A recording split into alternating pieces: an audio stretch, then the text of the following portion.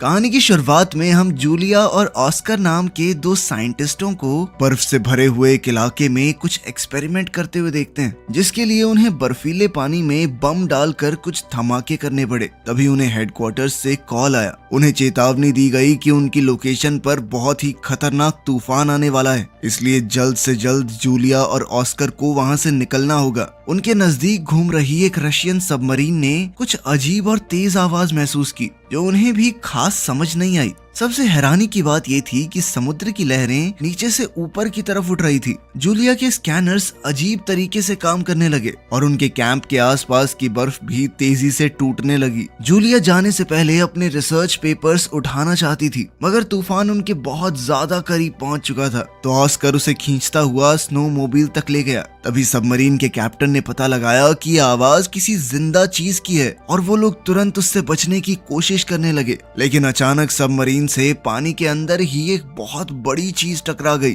ऊपर ऑस्कर और जूलिया बर्फ टूटने के कारण जल्दी से भागने की कोशिश कर रहे थे, लेकिन बदकिस्मती से आगे भी बर्फ टूटने लगी। उनकी स्नो मोबिल जो वहां से निकलने का एकमात्र सहारा थी, जलकर राख हो गई और पानी में डूब गई। जल्द ही धमाकों ने उनके कैंप को भी उजाड़ कर रख दिया और बचे हुए साइंटिस्ट धीरे धीरे डूबकर मरने लगे। उधर सबमरीन को भी लगातार नुकसान पहुंच रहा था और लोग बड़ी मुश्किल से अपनी सीट्स पर बैठे थे, क्योंकि सब कुछ जोर जोर से हिल रहा था। थोड़ी कोशिश करने के बाद वो फायर करने में कामयाब हो गए और उससे निकली रोशनी ने पानी में कुछ बड़े बड़े टेंटिकल्स दिखाए। तभी एक आदमी शीशे की स्क्रीन से टकराकर दूर जा गिरा और चोट की वजह से बेहोश हो गया। इससे पहले कि सबमरीन पूरी तरह डूब जाए, एक ऑफिसर ने इमरजेंसी मैसेज दबा दिया और रशियन नेवी के हेडक्वार्टर्स में सबमरीन के गायब होने की खबर पहुंच गई, क्योंकि उस सबमरीन में बहुत जरूरी हथियार थे। इसीलिए वो या तो उसे बचाने और अगर बचा नहीं सकते तो उड़ाने के लिए रेस्क्यू टीम भेजते हैं। इस मिशन को विक्टर लीड करेगा, जो पानी में फंसी हुई सबमरीन के कैप्टन का भाई है।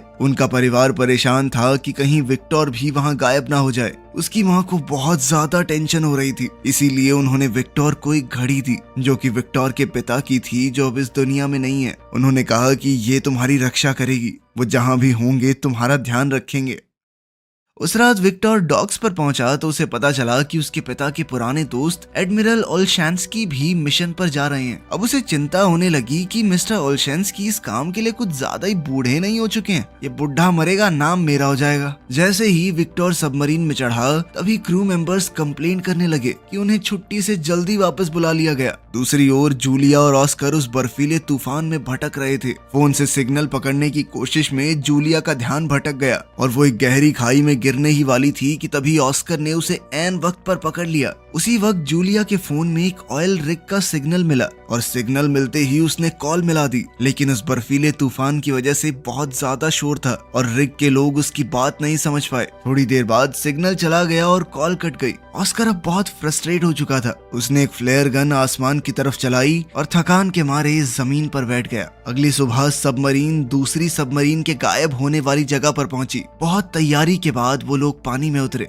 जहाज के क्रू ने नोटिस किया कि ओलशैंस्की विक्टर को एक प्राइवेट रूम में ले गया था, जहां कुछ सीनियर ऑफिसर्स मौजूद थे और उन्हें एक रिपोर्ट पढ़ने के लिए दी गई, जिसे पढ़कर सब लोग बहुत ज्यादा परेशान हो गए। जल्दी ही पुरानी सबमरीन के गायब होने को लेकर अफवाहें फैलने लगी। वहीं दूसरी तरफ जूलिया और ऑस्कर को एक बुई बर्फ में फंसा हुआ मिला। बुई दरअसल एक ऐसा डिवाइस है जो पानी में तैरते हुए आसपास के जहाजों को सिग्नल भेजता है। तब उनके मन में उम्मीद जाग गई कि कोई तो उन्हें ढूंढने जरूर आएगा। इसके बाद वो इधर उधर भटकना बंद करके वहीं रुक गए। जब सबमरीन को बुई का सिग्नल मिला तो दोनों तुरंत उसी दिशा में बढ़ने लगे। अचानक से बहुत सारी वेल्स सबमरीन के चारों तरफ मंडराने लगी, मगर क्रू मेंबर्स भी बिना उन्हें चोट पहुंचाए नीचे जाने की कोशिश करने लगे। एक वेल गलती से स्क्रू हेड से टकरा गई। तभी ओलशैंकी ने क्रू को सोनार चालू करने को कहा, जबकि विक्टर इस बात से सहमत नहीं था। जब सोनार को एक्टिवेट किया गया तो वेल्स थोड़ी दूर चली गई, लेकिन पलक झपकते ही वापस पास आ गई।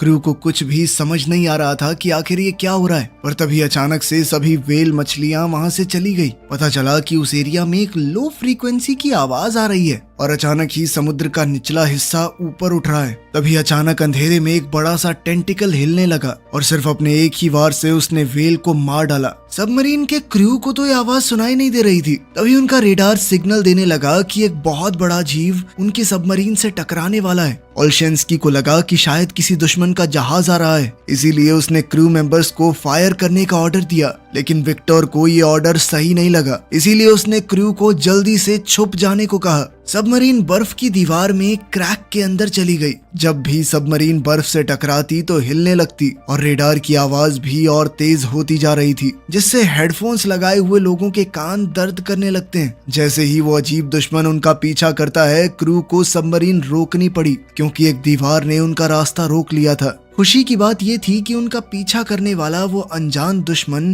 तब तक जा चुका था। जब क्रू सबमरीन के डैमेज का अंदाजा लगा रही थी तो ओल्शेंस्की विक्टर को डांटता है कि उसने बिना सोचे समझे रिस्क लिया। अब उनके पास कोई ऑप्शन नहीं बचा, तो अब उन्हें सबमरीन को ठीक करने के लिए पानी के ऊपर आना होगा।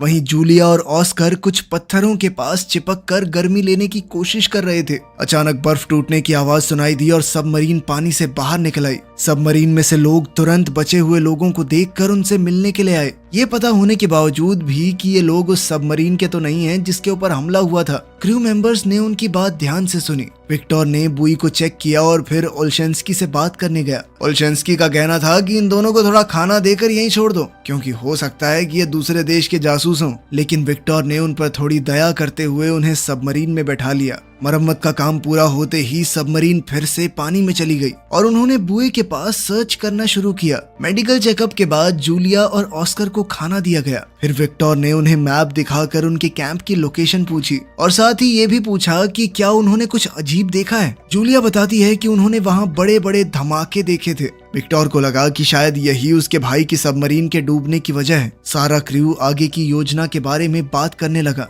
लेकिन ओल्शेंस्की ने कहा कि हमें वापस चलना चाहिए क्योंकि थोड़ी देर पहले रडार में जो भी चीज थी वो खतरा वापस आ सकता है। अगर हम पर फिर से अटैक हुआ तो इमरजेंसी सिग्नल भेजना तक मुश्किल होगा। लेकिन विक्टर अपने भाई को ढूंढने के लिए बेचैन था और ऑर्डर देता है कि सबमरीन जूलिया के कैंप की तरफ ले चलो। ओल्शेंस्की ने विक्टर को दूर ले जाकर चेतावनी दी कि ये दूसरी बार है जब उसने गलत फैसला लिया है। अगर एक और बार ऐसा हुआ तो सब कुछ खत्म हो जाएगा। विक्टर ने अपने एक साथी को समझाया कि हमें जल्दी करनी होगी क्योंकि अगर दूसरी सबमरीन में कोई जिंदा है तो उसके पास ऑक्सीजन कम ही बची होगी। तभी जूलिया को एक अजीब सी आवाज सुनाई दी। ऑस्कर कहता है कि ये सोनार की आवाज है जो दूसरी सबमरीन को ढूंढ रही है। खोज कुछ देर तक चलती रही, लेकिन फिर रेडार दिखाता है कि वो अजीब दुश्मन फिर से उनका पीछा कर रहा है। विक्टर ने क्रू से कहा कि पहले की तरह एक छुपने की जगह ढूंढो, लेकिन इस बार उनके आसपास कोई इस तरह की जगह नहीं थी। लेकिन वहीं पास में एक ऑयल रिग मौजूद थी, तो विक्टर ने सोचा कि वहां पर छुपने की जगह मिल सकती है।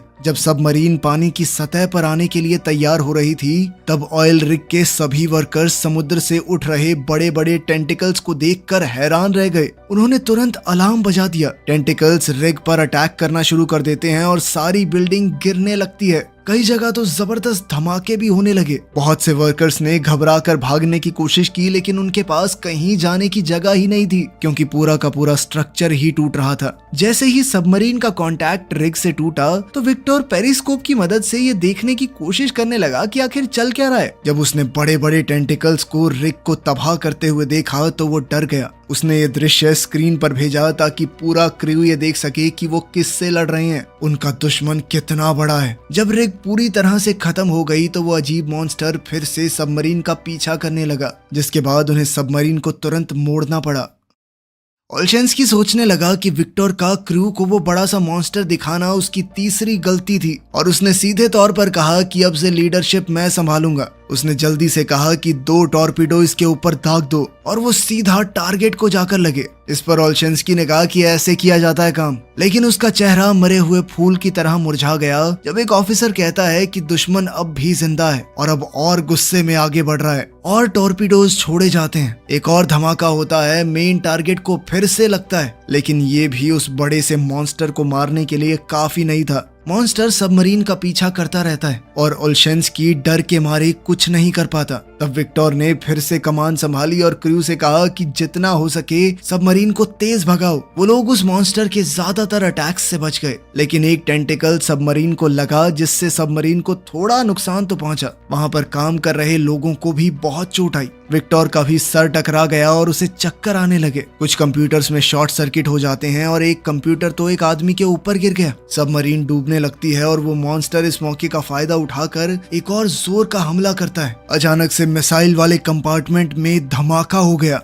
वहां पर बुरी तरह से आग लग गई, जिसके बाद जहाज के क्रू ने वहां पर वेंटिलेशन बंद करके एरिया को पूरी तरह सील कर दिया। 7 लोगों ने वहीं रुककर एक्सटिंग्विशर की मदद से आग को बुझाने की कोशिश की, लेकिन टेंटिकल के एक और जबरदस्त वार से सबमरीन तेजी से नीचे गिरने लगती है। रेडार दिखाता है कि उस जानवर ने उन्हें चारों तरफ से घेर लिया है। जब क्रू ने ध्यान से देखा तो पता चला कि वो मॉन्स्टर एक क्रैकन है, आज के ऑक्टोपस का एक बहुत बड़ा रूप। क्रैकन के बारे में पुराने समय में बहुत सी कहानियां लिखी गई हैं। अब क्योंकि उनके पास एक आखिरी मिसाइल बची है तो उसे बहुत सोच समझ कर इस्तेमाल करना होगा। वो लोग आपस में डिस्कशन करने लगे कि आगे क्या करना चाहिए। विक्टर ने कहा कि सबमरीन को साइलेंट मोड पर ले जाओ, क्योंकि समुद्री जानवर आमतौर पर आवाजों से शिकार करते हैं। इसी वजह से टॉर्पीडो रूम में मौजूद वर्कर्स को आग बुझाने का काम रोकना पड़ता है, जिससे वहां पर कार्बन डाइऑक्साइड और कार्बन मोनोऑक्साइड के लेवल बढ़ने लगे। क्रैकन की आवाज कम्युनिकेशन ऑफिसर के कानों में बुरी तरह चुभ रही थी। टॉर्पीडो वाले कमरे में मौजूद लोग सोचने लगते हैं कि क्या हम ऐसे ही मर जाएंगे, लेकिन खुशकिस्मती से विक्टर का प्लान काम करने लगा और वो क्रैकन वहां से दूर चला गया। अब वो लोग दोबारा से अपने काम पर लग सकते हैं, लेकिन तब तक आग इतनी ज्यादा फैल चुकी थी कि थोड़े से एक्सटिंग्विशर से बुझाना पॉसिबल ही नहीं था। कुछ लोग आग से जलने लगे और तभी विक्टर ने सबको कहा कि कंपार्टमेंट खाली कर दो, जो चीज जल रही है जलने दो, बस अपनी जान बचाओ। कुछ ऑफिसर जब फायर एरिया से बाहर निकल रहे थे तो वो बुरी तरह से घायल हो गए, लेकिन बाकी के क्रू ने उन्हें दरवाजे के पार ले आने में उनकी मदद की। आखिरी सेकंड में दरवाजा बंद कर दिया गया ताकि आग बाकी हिस्सों तक ना पहुंच सके। टॉर्पीडो कंपार्टमेंट का प्रेशर कंट्रोल करके आखिरकार आग बुझा दी जाती है। ये वहां पर लोगों के होते हुए नहीं किया जा सकता था। इसके बाद जो लोग अभी भी ठीक थे उन्हें रिपेयर का काम दे दिया गया और जो लोग घायल थे उन्हें इन्फर्मरी या उनके कमरों में भेज दिया गया। ऑस्कर और जूलिया ने उनकी चोटों का इलाज करने में मदद की, जिससे क्रू उन पर भरोसा करने लगा। बाद में विक्टर क्रू से उनके विचार पूछता है कि अब क्या करना चाहिए। सभी कहते हैं कि हमें वापस जाना चाहिए, क्योंकि हमें दूसरी सबमरीन की लोकेशन का कुछ नहीं पता और क्रैकन से बचने के लिए कोई सुरक्षा नहीं है हमारे पास। ओल्शेंस्की ने विक्टर को याद दिलाया कि तुम्हारे पिता एक हीरो थे जो एक सबमरीन इंसिडेंट में लोगों को बचाते हुए शहीद हुए थे। काफी सोचने के बाद अब विक्टर भी मान गया कि वापस चलने में ही भलाई है। जब सबमरीन घर लौटने लगी, विक्टर अपने पिता की लिखी हुई आखिरी चिट्ठी पढ़ता है। तभी जूलिया उसके कमरे में आई और देखती है कि वहां पर कुछ पक्षी थे। विक्टर ने बताया कि उन्हें ऑक्सीजन लेवल चेक करने के लिए रखा गया है।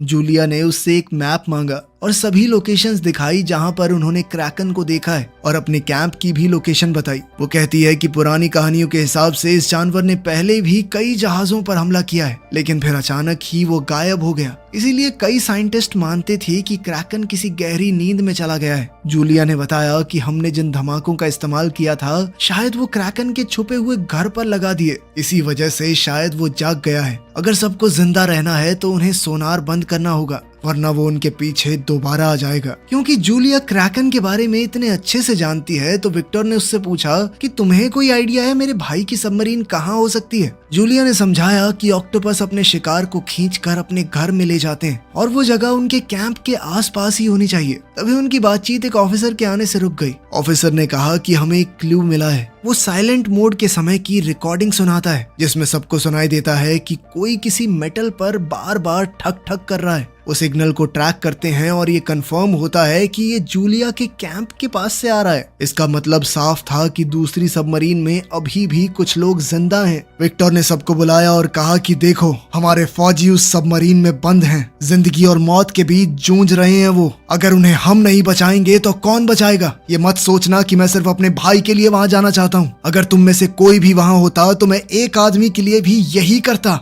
जिसके बाद उसने अपने साथियों को सीधे ऑर्डर दिया कि सबमरीन को जूलिया के कैंप की तरफ ले चलो। अचानक मशीन और दीवारों में से नट बोल्ट्स निकलने लगे, ग्लास और लाइट्स टूट गई। इसका मतलब था कि सबमरीन ज्यादा गहरे पानी में चली गई है, जिस वजह से वो लोग सबमरीन को थोड़ा ऊपर लेकर गए। तब एक ऑफिसर ने नोटिस किया कि हम तो कुछ अलग ही जगह पर आ चुके हैं। विक्टर ने कहा कि हमें एक मिनी सबमरीन भेजनी चाहिए इस जगह को अच्छे से देखने के लिए, क्योंकि मिनी सबमरीन का पायलट पिछले अटैक में इंजर्ड हो गया था। तो विक्टर ने कहा कि मैं खुद जाऊंगा और तब तक ओल्शेंस्की कमांड में रहेंगे।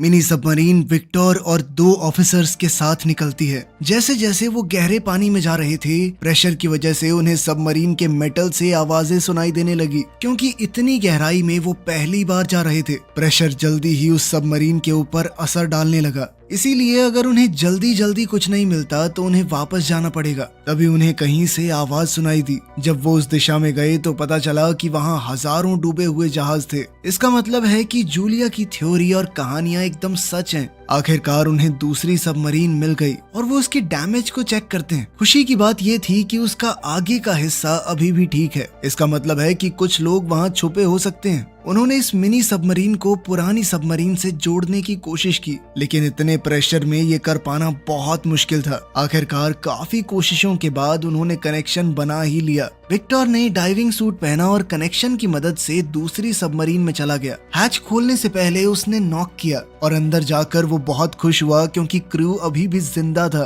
उसका भाई अलेक्जेंडर भी। उन्होंने एक खबर मेन सबमरीन को भेजी और वहाँ पर सभी लोग खुशी से जश्न मनाने लगे। अलेक्जेंडर समझ रहा था कि उन्होंने सबमरीन को साइलेंट मोड पर रखा होगा ताकि क्रैकन का ध्यान न जाए, और उसने बीच बीच में ही सिग्नल भेजा। विक्टर ने जितने ज्यादा लोग फिट हो सकते थे उतने मिनी सबमरीन में भेजे, लेकिन सबको बचाने के लिए 2 बारी लगेंगी। विक्टर ने फैसला लिया कि वो अपने भाई के साथ यहीं रुकेगा और एक मैकेनिक को आखिरी पायलट के साथ भेजा गया। उन्होंने सबमरीन के अगले हिस्से पर एक ट्रैकर लगा दिया ताकि उनकी लोकेशन खो न जाए, लेकिन फिर उन्हें याद आया कि क्रैकन भी तो इस सिग्नल को पकड़ सकता है, जिसके बाद उसे बंद कर दिया गया। जब मिनी सबमरीन ने वहां से टेक ऑफ किया तो पूरी सबमरीन एक बार के लिए हिल गई, लेकिन नीचे नहीं गिरे। जल्द ही वो लोग मेन सबमरीन तक पहुंच गए और बचाए गए लोगों का इलाज शुरू हो गया। सबमरीन को चला रहा पायलट दूसरी ट्रिप करने लायक नहीं था, तो जूलिया ने ऑस्कर को मदद करने को कहा। ऑस्कर पहले सबमरीन में काम कर चुका था, तो वो मान भी गया। जब मिनी सबमरीन वहां से निकली तब ओल्शेंस्की ने रेडार में देखा कि क्रैकन फिर से हिलना शुरू हो चुका है। दूसरी तरफ विक्टर और अलेक्जेंडर उन खतरनाक हथियारों को ढूंढने जाते हैं जो उनके सीनियर्स ने मांगे थे। उन्होंने डिस्ट्रॉयड एरिया में जाके तिजोरी से कोड निकाले, लेकिन जब उन्होंने कंप्यूटर में कोड डालने की कोशिश की तो सिस्टम ने काम नहीं किया। लेकिन विक्टर हार मानने को तैयार नहीं था और काफी सारे बटन्स दबाने के बाद कंप्यूटर ऑन हो गया। उन्होंने देखा कि ये हथियार अभी भी काम कर रहे हैं। उस हथियार में से निकलने वाले सिग्नल को मिनी सबमरीन ने पकड़ लिया और उस सिग्नल का पीछा करते हुए वहां पहुंच गए। लेकिन मेन सबमरीन में सब लोग डर चुके थे, क्योंकि क्रैकन उनके बहुत करीब आ चुका था। क्रू ने जल्दी से सबमरीन को समुद्र के निचले हिस्से में लैंड कर दिया और साइलेंट मोड में चले गए। क्रैकन ने एक बड़ा पत्थर सबमरीन पर फेंका, जिस वजह से सबमरीन को चोट लगी और पानी एक कंपार्टमेंट में घुसना शुरू हो गया, और क्रूज डाउट में पड़ गया कि वो साइलेंट मोड कितनी देर तक रख पाएंगे। जल्द ही मिनी सबमरीन विक्टर की लोकेशन तक पहुंच गई, और जब डॉकिंग हो रही थी तब गलती से ट्रैकर ऑन हो गया। क्रैकन मेन सबमरीन पर अटैक करने ही वाला था, लेकिन ट्रैकर का सिग्नल पाते ही वो अपनी गुफा की तरफ बढ़ा। ओल्शेंस्की ने क्रू को ऑर्डर दिया कि जल्दी से इस मौके का फायदा उठाकर ऊपर चलो। इसी दौरान विक्टर पाइप के थ्रू हथियारों वाले कमरे तक पहुंचने की कोशिश कर रहा था, जो क्रैकन के हमले की वजह से ब्लॉक हो गया था। अलेक्जेंडर ने मिनी सबमरीन के डॉक की आवाज सुनी और अपने क्रू को जाने के लिए कहा, जबकि वो अपने भाई का इंतजार करने लगा। आखिरकार विक्टर हथियारों वाले कमरे में पहुंच गया और उसने मिसाइलों के अंदर कोड डालना शुरू कर दिया, जबकि अलेक्जेंडर कंप्यूटर में कोड डाल रहा था। हथियार लोड होने में थोड़ा टाइम लग रहा था। इसी बीच क्रैकन ने उन्हें ढूंढ लिया। सभी लोग उसके हमले के लिए मानसिक तौर पर तैयार थे। जब उसके टेंटिकल्स सबमरीन के चारों तरफ घूम रहे थे, दोनों भाई आपस में बात करते हैं और अपनी पुरानी लड़ाइयों के लिए एक दूसरे से माफी मांगते हैं। क्रैकन ने एक झटके में सबमरीन का आधा हिस्सा तोड़ दिया, लेकिन वो हिस्सा तो पहले ही खाली था। क्रैकन अब दोबारा अटैक करने ही वाला था। दोनों भाइयों ने एक साथ बटन दबा दिया ताकि हथियार फायर हो सके। अब पानी सबमरीन में घुसने लगा तो विक्टर जल्दी से पाइप के थ्रू वापस अलेक्जेंडर के पास गया। वो हथियार जल्द ही खुद ब खुद फटने वाले थे, तो दोनों भाई तेजी से निकलने की कोशिश करते हैं। सबमरीन अब डूब रही थी और जोरदार लहरों की वजह से कॉरिडोर में पानी आ रहा था, जिस वजह से दोनों भाई अलग हो गए। विक्टर ने अलेक्जेंडर को ढूंढते हुए उसका हाथ पानी से बाहर निकलते हुए देखा। विक्टर ने तुरंत उसका हाथ पकड़ा और अपने पास खींचने लगा, जब तक अलेक्जेंडर सही सलामत उसके पास नहीं आ गया। दोनों भाई सीढ़ियां चढ़कर मिनी सबमरीन में घुस गए और दरवाजा बंद कर लिया ताकि पानी अंदर न आ सके। अब सिर्फ 2 मिनट बचे हैं धमाके के लिए, लेकिन मिनी सबमरीन लॉन्च नहीं कर पा रही थी। जब वो लोग मेन सबमरीन के साथ जुड़े जुड़े नीचे गिरने लगे तो विक्टर को इमरजेंसी लीवर याद आया। उसे खींचते ही मिनी सबमरीन आखिरकार डिस्कनेक्ट हो गई। फिर वो तेजी से निकलते हैं और हथियारों के फटते ही जो शॉक वेव निकली उन्होंने मिनी सबमरीन को समुद्र में घुमा दिया। ऊपर मेन सबमरीन में सब लोग बस उनके सही सलामत ऊपर आने का इंतजार कर रहे थे। कुछ देर बाद सब लोगों के हौसले टूट ही रहे थे कि तभी पानी में कुछ बबल्स दिखने लगे। वो मिनी सबमरीन ही थी जो आखिरकार ऊपर आ चुकी थी। आखिरकार वो सभी लोग बच गए और दोनों भाई एक साथ अपनी माँ से मिले। वीडियो पसंद आई तो लाइक कर देना, चैनल को सब्सक्राइब कर लेना। मिलते हैं अगली वीडियो में।